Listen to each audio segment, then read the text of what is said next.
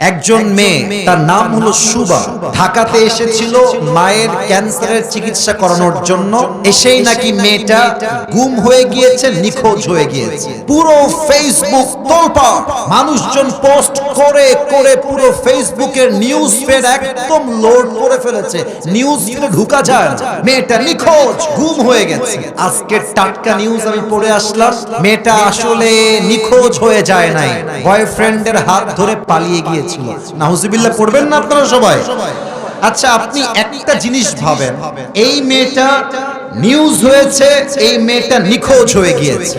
আমরা সবাই ভালোবাসার থেকে, দায়িত্ব থেকে পোস্ট করেছি। আজকে কি বের হলো যে মেয়েটা তার বয়ফ্রেন্ডের হাত ধরে পালিয়ে গিয়েছে। এর দ্বারা আমাদের সমাজে ব্যাড ইফেক্ট কি পড়বে? আগামীতে একজন মেয়ে সত্যিকার অর্থেই গুম হয়ে যাবে, ধর্ষণের শিকার হয়ে, হত্যার শিকার হয়ে যাবে। বাংলাদেশের মানুষ ধোঁকাবাজির শিকার হওয়ার জন্য আগামীতে আর প্রতিবাদের ঝড় তুলবে না, ঠিক কিনা বলে? আর একটা জিনিস আমি আমার আব্বা জানদেরকে বলবো, আমার আব্বা জান, ও আব্বা জান, আপনার পায়ে আমার হাত। আপনার মেয়েটাকে আপনি স্কুলে একা পাঠাবেন না, একা পাঠাবেন না। ওর বয়স 7 এ পড়ে, 8 এ পড়ে, ওর বয়স সর্বোচ্চ কত হবে? 12, 11 বা 13 সর্বোচ্চ বললাম। এই মেয়েটা রাস্তায় যাবে, টিকটকার ছেলেরা একে ইমপ্রেস করার ট্রাই করবে। ছোট্ট মেয়ে তো, আবেগ একটু বেশি কাজ করবে। হতে পারে আপনার মেয়েটা অল্প বয়সে চরিত্রহীন হয়ে যেতে পারে, ঠিক কিনা বলে? আপনার মেয়ে স্কুলে যাবে, বাবা হিসেবে আপনি নিয়ে যাবেন, স্কুল থেকে আপনি নিজেই নিয়ে আসবেন। আপনার মেয়ে কলেজে পড়বে, আপনি নিজে নিয়ে যাবেন, নিজে নিয়ে আসবেন। নিজের মেয়ের দেখভাল করতে পারলে কোন মেয়ে বাংলাদেশে ধর্ষিত হবে না, যুবক ভাইরা, ঠিক কিনা বলে? আপনি দেখবেন রাস্তাঘাটে অনেক মেয়ে আছে, হাতে মোজা, পায়েও মোজা। আবার দেখবেন যে বোরকা পরে, কালো বোরকা এবং হিজাব নিকাব দিয়ে পুরো মুখটাই ঢাকা। No one can see her face except her eyes. চোখ ছাড়া মুখের কিছু দেখা যায় না।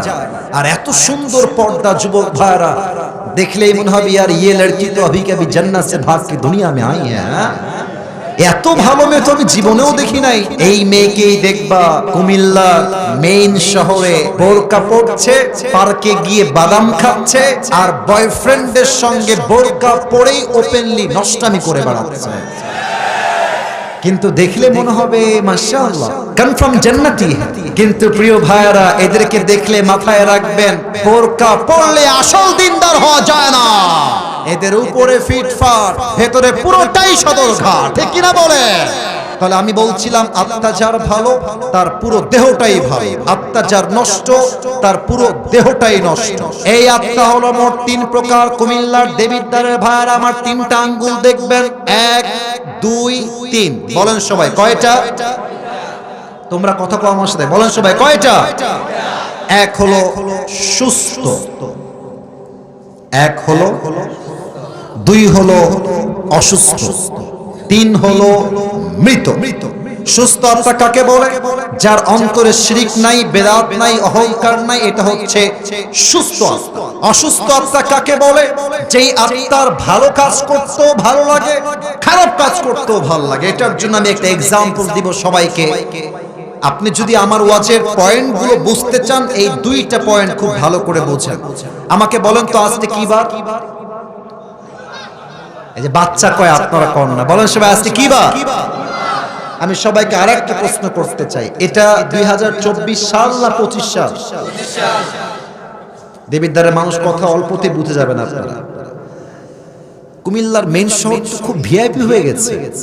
আপনাদের কুমিল্লা, আমি কিন্তু আসলাম, কুমিল্লার একটা হোটেল আছে রেড রোফ, মেবি না, ওখানে আমি ছিলাম, আজকে আসলাম, কালকে ওখান থেকে যাবো ঢাকায়। তো কুমিল্লা অনেক ভিআইপি হয়ে গেছে এখন। কুমিল্লায় ক্লিনিক বলেন, হসপিটাল বলেন, অ্যাভেলেবল, সব জায়গায় অ্যাভেলেবল, মাশাআল্লাহ।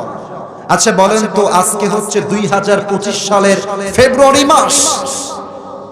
আমি যদি সবাইকে 100 বছর আগে নিয়ে যাই, 100 বছর আগের কথা, 1925 সাল, তখন কি এইরকম ভিআইপি মেডিকেল হসপিটাল ছিল? না, তখন কি ছিল আমার মুরব্বীরা ভালো জানে। তখন ছিল কবিরাজ, তখন ছিল ওঝা, তখন ছিল হাকিম। তো মনে করেন আমি আসিফ হুজুরের জন্ম হচ্ছে 1903 সালে, 1925 সালে এসে আমার বয়স হয়েছে 23 বছর। কুমিল্লার দেবিদ্বারের রাস্তা দিয়ে আমি যাচ্ছি, একটা ঝোপড়ির পাশ দিয়ে, গাছগাছালি দিয়ে ঘেরা ঝোপড়ির পাশ দিয়ে হঠাৎ করে একটা সাপ আমার পায়ে ঠাস করে কামড় দিয়েছে। আমি কেঁপে উঠেছি, আরে কিসে কামড়ালো দেখি তো, দেখছি সাপ।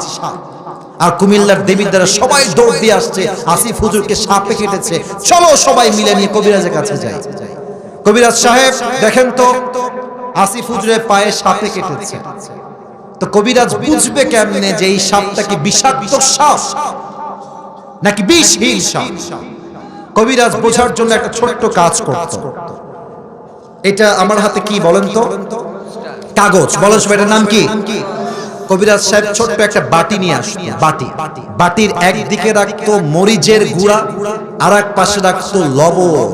তো যাকে সাপে কামড় দেয় তাকে ডাকতো, এদিকে আসিফ হুজুর এদিকে আসেন। এই যে আপনার বের করেন জিহ্বাটা, বের করলাম, মরিচটা নিয়ে আমার জিহ্বায় দিয়ে বলবে, আসিফ হুজুর বলেন তো আপনার মরিচের স্বাদটা কেমন লাগছে? তোমাদের মনোযোগ মাশাআল্লাহ, অসাধারণ মনোযোগ।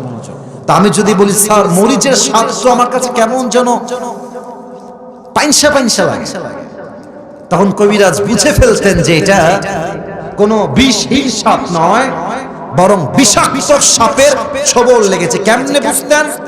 কারণ হলো সাপ যখন কোনো মানুষকে ছোবল দেয়, সাপের বিষের প্রথম প্রভাবটা কি হয়? মানুষের জিহ্বার স্বাদ নষ্ট হয়ে যায়। কোনটা ঝাল, কোনটা মিষ্টি, কোনটা টক তখন আর বুঝে আসে না। ঠিক তেমন ভাবে মানুষের জীবনের সবচেয়ে বিষাক্ত সাপের নাম হলো ইবলিস, শয়তান। সাপে কামড় দিলে যখন মানুষের জিহ্বার স্বাদ নষ্ট হয়ে যায়, শয়তানে ওয়াসওয়াসার কামড় দিলে মানুষের ঈমানের স্বাদ নষ্ট হয়ে যায়। তখন ঘুষ খাইতেও ভাল লাগে, 5 ওয়াক্ত নামাজ পড়তেও ভাল লাগে, ঠিক কিনা বলেন? এটা হচ্ছে অসুস্থ আত্মা। আর 3 নাম্বার হলো মৃত আত্মা। মৃত আত্মা কাকে বলে? কোরআন থেকে বলছি, আমার যুবক ভাইরা মুরব্বীরা দিল দিয়ে শুনবেন। আল্লাহ রাব্বুল আলামিন বলছেন, যাদের আত্মা মরে গিয়েছে উলাইকা কাল আনআম, এরা হলো চতুষ্পদ জানোয়ারের মতো। আয়াতটা এখানেই শেষ করেন নাই আল্লাহ রাব্বুল আলামিন। এরপরে আল্লাহ বলছেন বাল হুম আদাল, এই মানুষগুলো হচ্ছে কুকুরের চাইতে নিকৃষ্ট, কুকুরের চাইতে খারাপ। এবার বলেন তো কুমিল্লার দেবিদ্বারের ভাইরা, পৃথিবীর সৃষ্টির সেরা জীব কারা? এত আস্তে কেন বলেন সবাই, কারা? আমরা হলাম সৃষ্টির সেরা, আর আল্লাহ বলছেন তোমরা কুকুরের চাইতে বেশি খারাপ। রাত বাজে 2টা, কুমিল্লার মাহফিল থেকে আমি ঢাকায় গিয়েছি বাসায়। রাত বাজে 2টা, আমার কুকুরটা আমার বাড়ির সামনে বসে বসে পাহারা দিচ্ছে, তার নাম হলো টমি। আমি আছি ঠিক ওই দূরে অন্ধকারের ভিতরে, কুকুর দেখছে একটা ছায়া আমার মালিকের বাড়ির দিকে আসতেছে ওই দূর থেকে। দেখবেন কুকুর অন্ধকারে আপনাকে চিনুক কিংবা না চিনুক, ডাজন্ট ম্যাটার, কুকুর ওখানে খেউ খেউ খেউ খেউ খেউ শুরু করে দেয়। কথা ভুল বললাম না ঠিক বললাম? এবার দেখেন, আমি কুকুরের ঘেউ ঘেউ শুনে খুব দ্রুত দ্রুত হেঁটে হেঁটে এই যে ডান পাশে লাইটটা আছে ওর নিচে আসলাম। এখন আমার পুরো চেহারাটা ক্লিয়ার যে এটা কোনো চোর নয়, এটা আমার মালিক আসিফ হুজুর এসেছে। তো দেখবেন কুকুর যখন বুঝে ফেলে যে মালিক এসেছে, আমার মালিক এইটা, আর ঘেউ ঘেউ করে সোজা মালিকের পায়ের কাছে গিয়ে মাথাটা এমনি নিচু করে দেয়। আর কুকুর তার ভাষায় মালিককে বলে, I am extremely sorry sir, আমি আসলে আপনাকে প্রথমে চিনতে পারি না, আপনাকে প্রথম দেখায় চিনতে পারলে আমি এমনি ঘেউ ঘেউ করতাম না। তো আল্লাহ বলছে, বান্দা তোর কুকুর জাস্ট একটা পাউরুটি খেয়ে, একটা রুটি খেয়ে মালিককে চিনতে ভুল করে নাই, আর আমি আল্লাহ তাআলা তোকে চোখ দিলাম, কান দিলাম, নাক দিলাম, বউ দিলাম, বাচ্চা দিলাম, বাড়ি দিলাম, গাড়ি দিলাম, টাকা দিলাম, তুই তোর জীবনে সব কিছু চিনলি, বাট যেই মালিক তোকে সব দিল সেই মালিককে চিনলি না, তুই কুকুরের চাইতে নিকৃষ্ট হয়ে গেলি। এবার বলেন ঠিক কিনা বলেন।